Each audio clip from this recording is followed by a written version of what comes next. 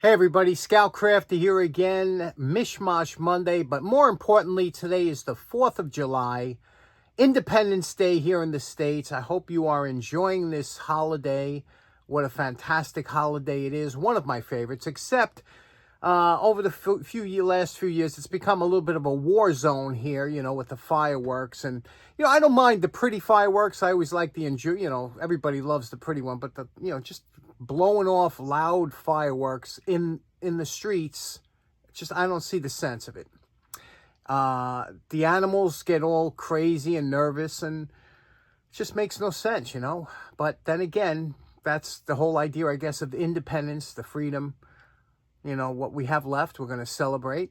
And with that, we're going to have maybe a little bit of a shorter episode today, but we do have a couple show and tells. We have a nice tool restoration coming up. So sit back, relax, and let's get right to it. Now, over the last couple months, I had a couple people ask me, what are those yellow things back there? You see that where my finger is?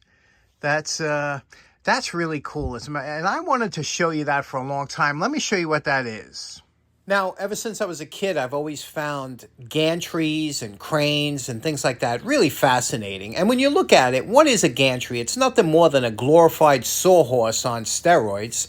So I said, I'm going to make my own. I found these heavy-duty steel brackets made by McCoy Tool Company. They still make them today. And they use a 2x6 going horizontally across.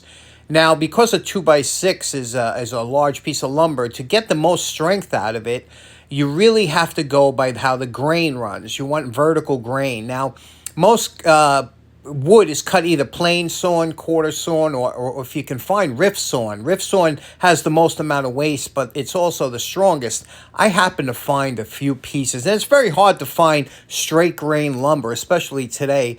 Most of the lumber you find in the lumber yards, I think they're cut basically to make the most lumber out of the wood instead of the most strength. So I found some good lumber and I painted it up and I made my own gantry. And what's beautiful about this design is that I made it wide enough I could pull a trailer, my trailer, in between there, and I could lift off a piece of machinery or something that I had on the trailer because I'm working alone. And it was very safe, and I tested the weight. It was good for over a ton, which is 2,000 pounds here in the States. And I have a one-ton hoist, a chain hoist I use, and it's just a fantastic design. What I also did is I made a shorter horizontal piece on top, doubled up, which is good for more than a ton, super strong. And I use this in case I ever had to rip out like a stump or something like that. You can put it right over and use the hoist to lift it up. So really nice little design, goes together in a few minutes, a lot of fun to build, not expensive at all. And what do you think? You think a portable gantry would be something you might use in your shop? Okay, next up, a couple years ago, actually 2 years ago, I think it was, that I put out a mallet challenge. We had a little challenge where everybody was kind of built a homemade mallet. And you know something, I have to tell you, I just finished Wednesday's video. You're going to see I was rebuilding another electric motor, and I had to bang some bearings in. And wooden mallets make a fantastic tool to bang in bearings. It's hard enough that you get that shock, yet it's soft enough you don't have to worry about damaging anything. And I made a bunch of these. I used to find broomstick handles, go down to the Scouts, find a hard piece of wood, bring my drill press down and have them make a mallet. It's so simple to make. And this one here, all I did was epoxy a handle into, like I said, an old broomstick. I can't tell you how many times I used this. The beauty of making a simple wooden mallet like this, not only does it come in handy, but when it gets a little marred up like this, you could put it in a chop saw, take off 1/4 of an inch, and you got a fresh new face. It's beautiful. Now, I made all different styles. I made this type. It's like a carpenter hammer with one side is more slightly different angles for what you're banging. I like an angled head on mine. And here's another one I made. Again, I was experimenting with getting these type of oblong handles in there. And you can see I pinned it just using a hardwood. Look at that grain. We were just talking about grain. Look at that beautiful, tight multi-grain. That's an old growth piece of wood. That's why I grabbed it, you know. And it's, you could tell by the weight of it. You can always feel it. And there's another, you know, same piece. You can see it dings up a little bit, but you just take it to the chop saw, take off a quarter, you know, until it's so small that it's, you toss it and you get it and make another one. Well, you know, it's funny, when I made my submission for the Mallet Challenge, coming up to the 4th of July, I said, let me pull that out again. You got to check this out. If you haven't seen that video of the submissions, I'll put a link in. Some guys did fantastic jobs. Everybody had a good time. That was the key, you know, and they got in the shop for a little while. This was my submission. It was made from one piece of wood over here. That was actually, the whole thing was, I think, made from one piece of wood. What his was so interesting. You could see it's a regular mallet, you know, with the patriotic, you know, motif, which I love. But check this out. You open this up like this, and it was a nesting mallet. It was a mallet within a mallet. Again, it's made from, I think, all the same piece of wood, because, you know, I had to drill these out and put it. But it was just a lot of fun. A nesting mallet, you know. This goes in here, close it up, listen to the closure. How nice is that? And it was just a lot of fun. I know everybody just had a great time making. And again, if you haven't made a wooden mallet in a while or something, you can't have too many of these. What kind of maniac only has one hammer? Okay, next up, what do you say we tackle these beautiful? These are really nice. Look at the thick, wide handle. That's really comfortable in your hand. It does have some embellishment on the handle. And they close. Now, look at that. It's just a nice pair. The problem with these, it's difficult because you can't take them apart. And so we're going to put them in Evaporust so that it gets all the rust in between.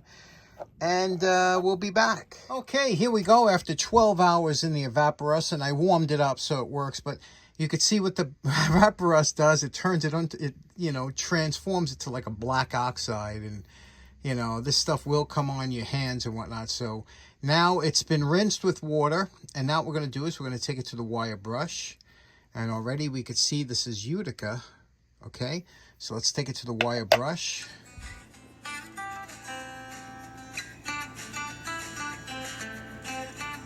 Okay, so here we go. Post-wire brush evaluation. You could see here it's a Utica 5000. See that there? Beautiful pliers, but now they need some work, you know, obviously some cleaning up, and they've been kind of rough, but they are in great shape. It's just they've been neglected. Now, I can't even get them to operate. I can't get it to open up. I've been using a wooden mallet to try and, you know, work the operation back, so that's what it would look like wide, but it's very stiff. So we're going to have to use a Dremel and wire brush and get all inside here. You cannot remove anything here. We'll get all inside here, and then we'll work on the appearance of it, but I first want to get it working correctly. This is very interesting because what we have here now, we can't engage. It's not locking and unlocking to enlarge. It's very difficult. It's tight. I can't get in there. These are made to high tolerances when they're pressed in like that. So what we're going to do is we're going to take some. This is Glover. It's a lapping and grinding compound. All it is, it's a medium, almost like a grease, mixed in with abrasive. So what we're going to do is we're going to fill this in here, okay? Now, this is like, think of like a bunch of sand mixed in with some grease. That's all it is. And now what we're going to do is we're going to work this back and forth, and let the grinding action of the lapping compound, now you feel it? Listen. It sounds almost like there's sand in it. That's going to get rid of all the rust and everything that was in between there we couldn't get to. That's what this does. Now, we're going to work this back and forth. This will get, now this works quick because it's a good abrasive. So you don't want to go too far, but we're going to work it back and forth. And then what we're going to do is when we're happy with the action, we're going to rinse all this out with clean water. And then we should be in action. So it looks good. Okay, believe it or not, this is the second time that this has saved me 100%. Best stuff I ever got. I got it at a grade E, 1 pound, grease mixed, lapping and grinding compound. Check this out. Okay, that's the way it's supposed to work. And I tried wire brush, I tried everything, nothing could get in there. Now, we can address the outside, and then we'll clean all that out with WD-40 and everything before we do our final. So let's get to the appearance part now. That came out great. Here we are with just the initial grind. This is just with the flap sander. Took out all the pitch. You see the pits are all gone. But now we have to blend all this in. There was actually initials punched in here. I had to go below that. And now we'll smooth everything out tomorrow with the belt sander. And you can see it works nice. And then that should be it. So tomorrow I'll get a good night rest and we'll hit that with the belt sander.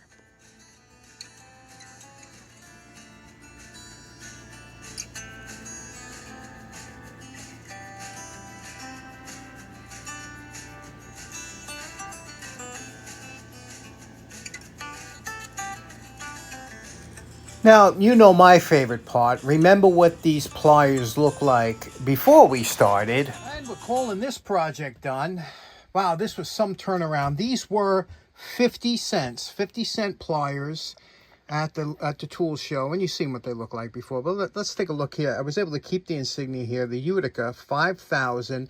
These are so nice because of that teardrop. See, they got that thick grip so it doesn't dig in your hand, so it's thick yet it tapers down to this beautiful, you know, it's just lovely, isn't it? And I did the insides here and just to do it up nice, and look how it operates just beautifully now. You know, it was sticking before, but that lapping compound just does such a nice job, huh?